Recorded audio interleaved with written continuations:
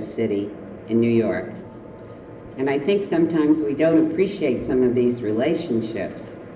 He came to Detroit to work with the renowned architect Albert Kahn.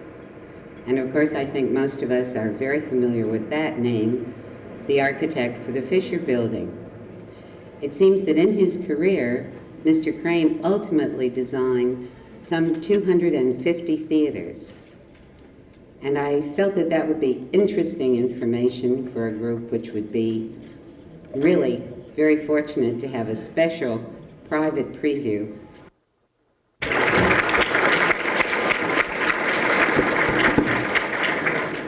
Thank you. It's nice to be here with you, and I'm excited about this project too. And we're going to have a lot of fun with it. We're really going to have a lot of fun. We're going to be able to have ourselves a theater district that we'll be proud to go to, have some fun, feel good about our city, feel good about ourselves, and I'm really looking forward to it for everybody's sake. So we got a question? I'm sorry, I didn't hear that. The first memory of the Fox Theater was the same memory of then Briggs Stadium, skipping school and going down there one day. Yes. Yeah, they're really excited about, the mayor and I and some of our people, Jimmy Lights, we made a trip out to Seabury Gordy, and they have great affection for the Fox and a lot of great memories there. So we're trying to do some things to have them involved to commemorate it in one form or another that would be fitting for themselves and the city and ourselves. Anybody else? Okay, we'll go over there and take a quick look. Thank you.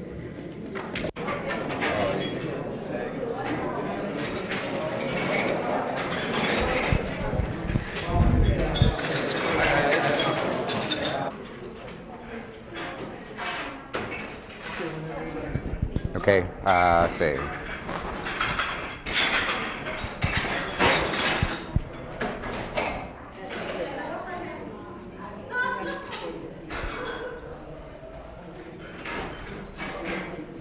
Coleman, I want to wish you a happy 70th. It seems as the numbers go higher, Coleman goes faster. Kind of reminds me of the Speedway 79. The higher the number goes, the faster Coleman goes. I love it. Keep going, Coleman. Coleman, what a great mayor that gets things done. It's fun celebrating the birthday with you, Coleman. I mean, we get the Renaissance Cup. We got the Strohs going. We've got everything going along the waterfront. A lot of things are happening, and we're renaming the Civic Center, the Coleman A. Young Civic Center. Everything's happening, but I assure you one thing. We're going to keep Little Caesars, Little Caesars. We're not going to rename that Coleman.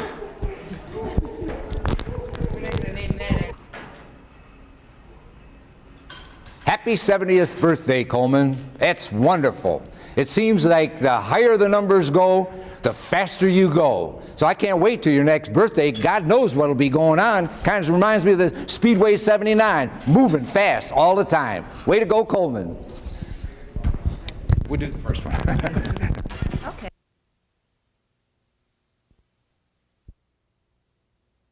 From the media, that the problem has been taken to other areas and to suburbs and even out of state. Along those same cocaine problem, and the cocaine problem here, I don't think that is something that every time someone finds it in their community, they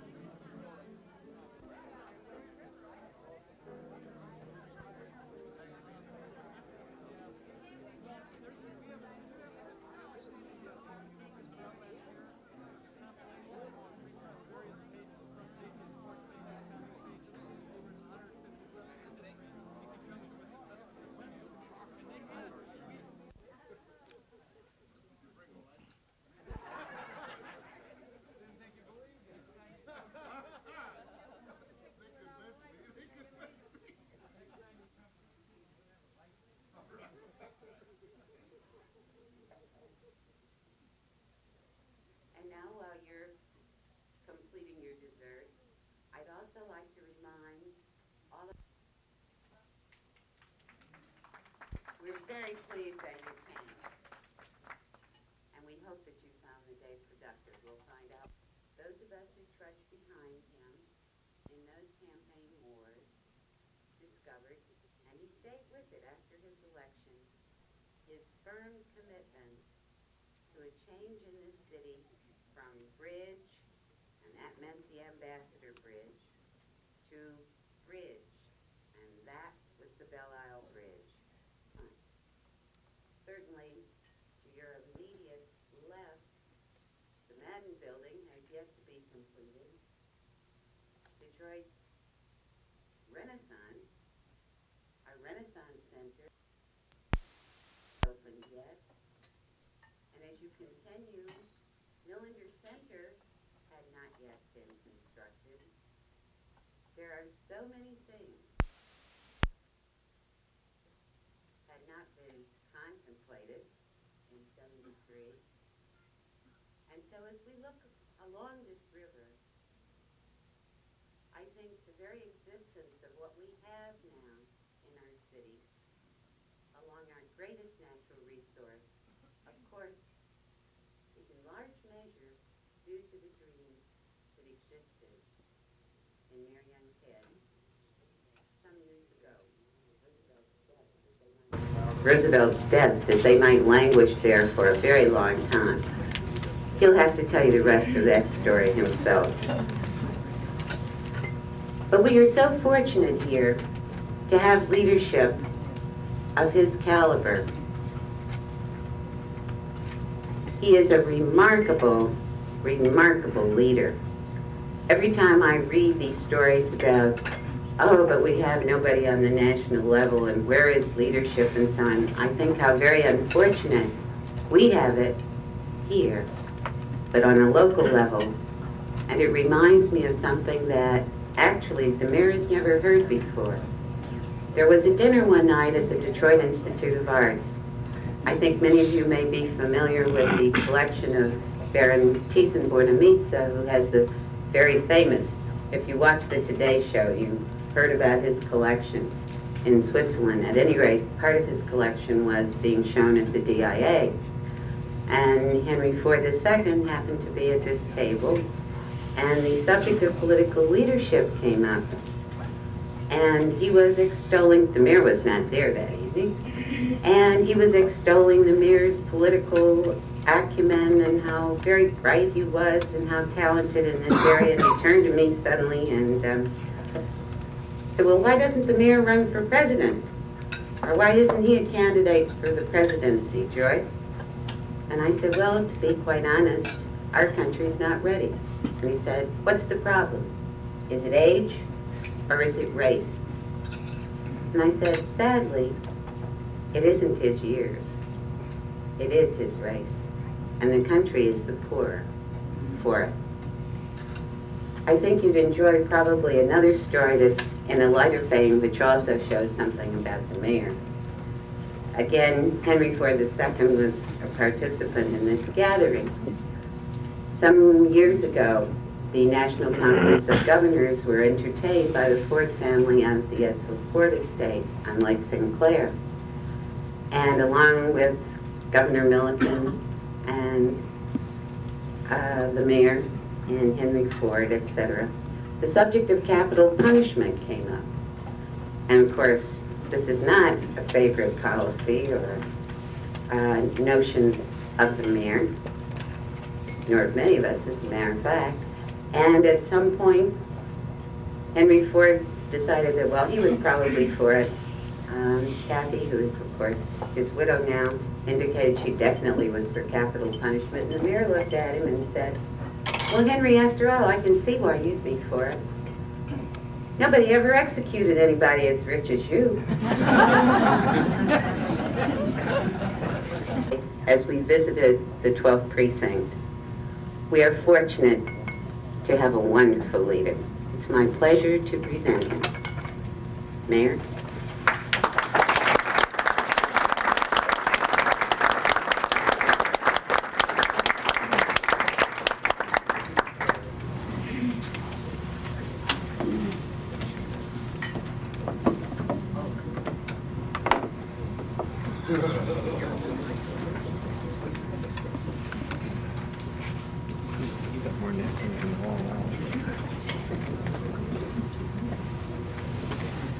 shake his hand. Wish we had all that story. After that introduction, I ought to just retire and apply for sanctification.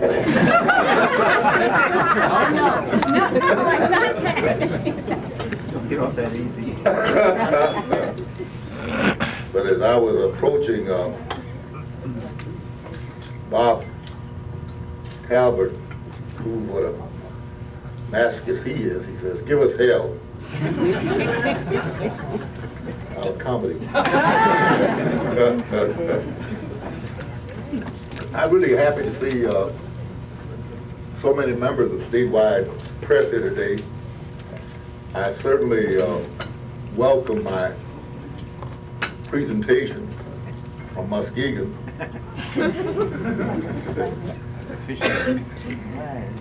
The truth of the matter is that I've lived within a half mile of this river almost all my life. Walked down to the river and fished. Never had a license.